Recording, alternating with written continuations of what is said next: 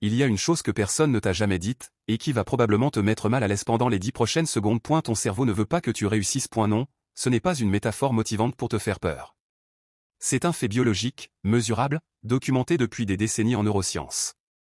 Ton cerveau, celui-là même qui te lit cette phrase en ce moment, est programmé depuis des centaines de milliers d'années pour faire une seule chose en priorité.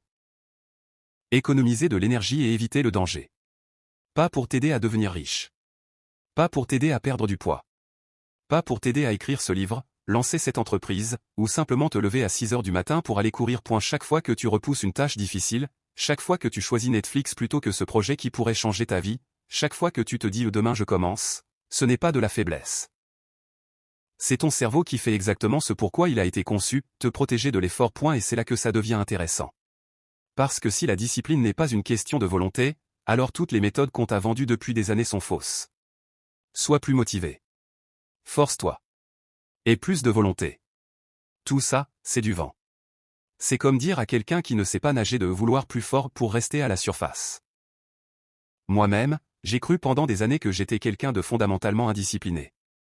Je commençais tout avec une énergie folle, et puis, au bout de quelques jours, parfois quelques heures, je retombais dans mes vieux schémas. Je culpabilisais. Je me trouvais des excuses.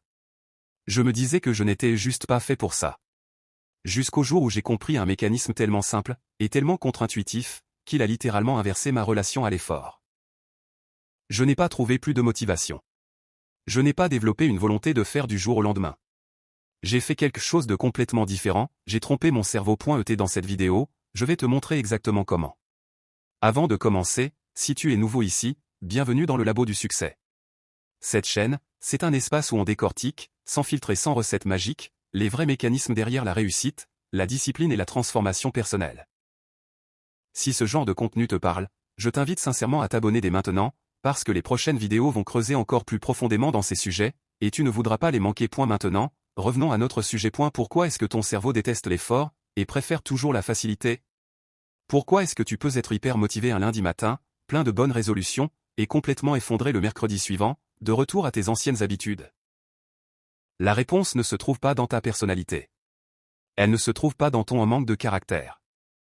Elle se trouve dans la mécanique même de ton cerveau, dans la façon dont il traite la récompense, dans la façon dont il construit des automatismes, et dans la façon dont il définit, sans même te demander ton avis, qui tu es censé être. Dans cette vidéo, je vais t'expliquer, étape par étape, comment j'ai compris le fonctionnement réel du cerveau, et surtout comment j'ai réussi à le reprogrammer pour qu'il en vienne, littéralement, à aimer faire des choses difficiles. Tu vas découvrir pourquoi la discipline n'est pas une question de motivation, mais une question de système, d'environnement et d'identité.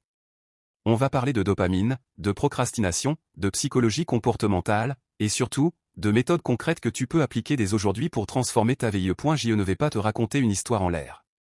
Je vais te donner des vérités. Des vérités parfois inconfortables, parfois qui vont à l'encontre de tout ce qu'on t'a appris sur le développement personnel, mais des vérités qui, une fois comprises et intégrées, vont littéralement changer ta façon d'agir au quotidien. Et si tu as du mal à rester constant. Si tu procrastines malgré ta motivation. Si tu veux enfin devenir discipliné sans avoir l'impression de te battre contre toi-même à chaque instant de la journée. Alors cette vidéo peut vraiment changer ta manière de voir les choses. Voici ce que tu vas apprendre, pourquoi ton cerveau fuit l'effort, et pourquoi c'est totalement normal. Comment utiliser la dopamine à ton avantage, plutôt que de la laisser te manipuler. Le secret que possèdent réellement les personnes que tu admires pour leur discipline. Comment créer des habitudes qui deviennent automatiques, sans effort de volonté constant. Et enfin, pourquoi la motivation, cette chose qu'on glorifie tant, ne fonctionne jamais sur le long terme. Le but de cette vidéo n'est pas de te transformer en machine parfaite, increvable, qui ne ressent jamais la fatigue ou la tentation. Ce serait malhonnête de te promettre ça. Le but, c'est de t'aider à créer un système qui travaille pour toi, même les jours où tu n'as ni motivation, ni énergie, ni envie. Installe-toi confortablement, prends de quoi noter si tu en as besoin, parce qu'on va décortiquer 12 vérités fondamentales sur le cerveau, l'effort et la discipline. Et à la fin de cette vidéo, je veux que tu sois capable de répondre à une seule question, quelle vérité, parmi toutes celles qu'on va voir, est-ce que tu dois changer en toi, dès aujourd'hui, on y va. Vérité numéro 1. Ton cerveau n'est pas conçu pour la réussite, il est conçu pour la surveille. Commençons par la vérité la plus dérangeante, celle qui remet en question tout ce que tu as pu croire sur toi-même jusqu'à présent. Ton cerveau, dans sa structure profonde, n'a pas évolué pour t'aider à atteindre des objectifs à long terme. Il n'a pas évolué pour t'aider à construire une entreprise, à apprendre une langue, à perdre 20 kilos, ou à écrire un livre. il a évolué pour une seule chose, assurer ta survie immédiate, dans un environnement hostile, avec des ressources limitées. Pendant environ 200 000 ans, l'espèce humaine a vécu dans des conditions où chaque calorie comptait. Où dépenser de l'énergie sans raison vitale pouvait littéralement te coûter la vie.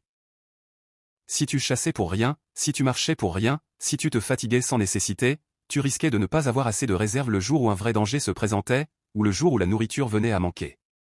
Dans ce contexte, le cerveau qui survivait, qui transmettait ses gènes, c'était celui qui économisait l'énergie au maximum, qui évitait l'effort inutile, et qui privilégiait toujours la gratification immédiate plutôt qu'un bénéfice hypothétique dans le futur.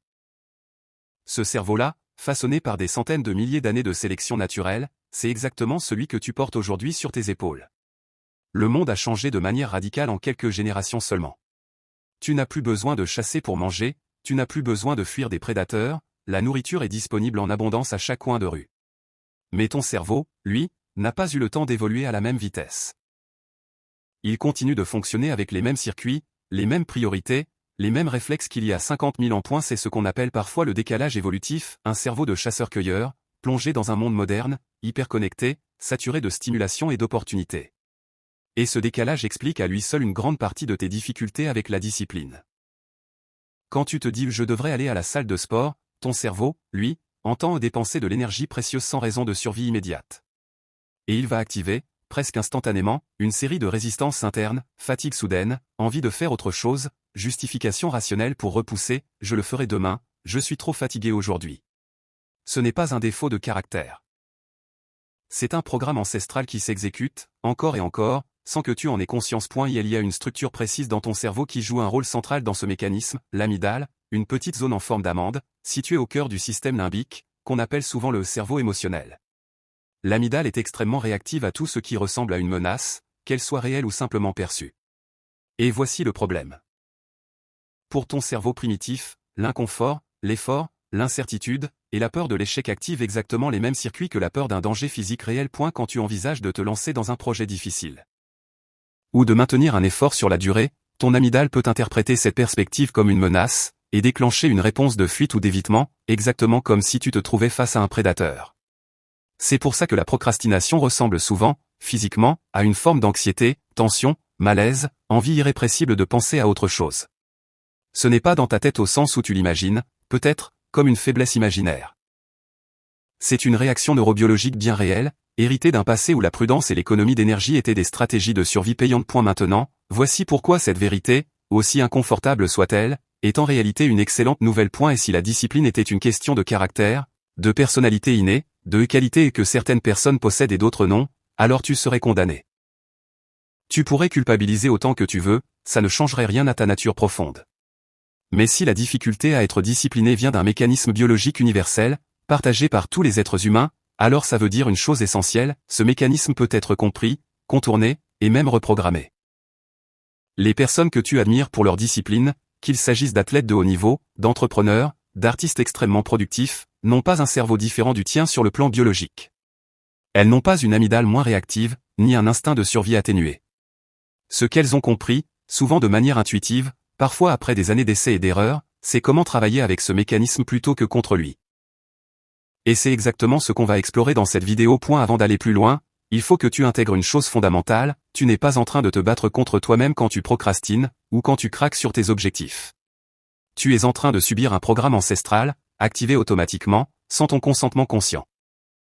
Et tant que tu continueras à te juger, à te dire que tu es le faible ou pas fait pour ça, tu vas renforcer un cycle de honte qui, paradoxalement, va aggraver le problème. Pourquoi ? Parce que la honte et la culpabilité activent elles aussi l'amygdale. Elles sont perçues par ton cerveau comme une forme de menace sociale ou existentielle. Et plus ton cerveau se sent menacé, plus il va chercher à se protéger en évitant l'inconfort, c'est-à-dire en évitant justement l'effort que tu essaies de produire. Tu entres alors dans une boucle infernale, tu procrastines, tu te juges, le jugement augmente ton stress, le stress augmente ta tendance à éviter l'inconfort, donc tu procrastines encore plus. Et la première étape pour sortir de ce cycle, c'est de remplacer le jugement par la compréhension. Pas pour te déresponsabiliser, mais pour pouvoir agir de manière stratégique plutôt qu'émotionnelle. Voici un exercice concret que je veux que tu fasses, dès aujourd'hui. Et qui va t'aider à appliquer cette première vérité.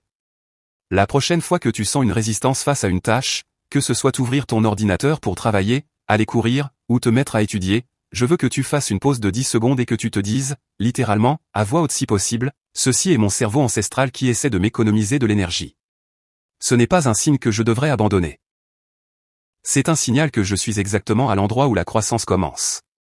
Ce simple changement de discours interne, cette reformulation, a un effet puissant sur ton système nerveux. Tu cesses de t'identifier à la résistance, je suis quelqu'un de faible, et tu commences à l'observer comme un phénomène extérieur, biologique, prévisible, voici une réaction normale du cerveau face à l'effort. Cette distance psychologique, en neurosciences, est associée à une diminution de l'activité émotionnelle excessive et à une meilleure capacité de régulation. Retiens cette première vérité comme le socle de tout ce qui va suivre, tu n'es pas en train de lutter contre un défaut personnel. Tu es en train d'apprendre à dialoguer avec un système biologique ancien, qui a ses propres règles, ses propres déclencheurs, et ses propres failles que l'on peut exploiter à notre avantage. C'est exactement ce qu'on va voir maintenant, en commençant par comprendre le rôle réel de la dopamine. Vérité numéro 2, la motivation n'est pas une stratégie, c'est une émotion qui te trahira TOUJOURS. Il y a une croyance extrêmement répandue, presque sacrée dans le monde du développement personnel, qui dit en substance, trouve ta motivation, et tout deviendra plus facile. On t'a vendu des centaines de vidéos, de citations inspirantes, de discours énergiques, censés réveiller en toi cette fameuse motivation qui te ferait passer à l'action. Je vais te dire une chose qui va peut-être te décevoir, mais qui va surtout te libérer. La motivation est l'une des bases les plus fragiles sur lesquelles tu peux construire ta discipline. Pourquoi ?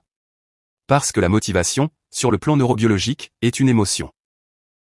Et comme toute émotion, elle est instable, fluctuante, dépendante de facteurs que tu ne contrôles pas toujours, ton niveau de fatigue, ton stress, ton sommeil, ton alimentation, ton humeur, les événements extérieurs de ta journée.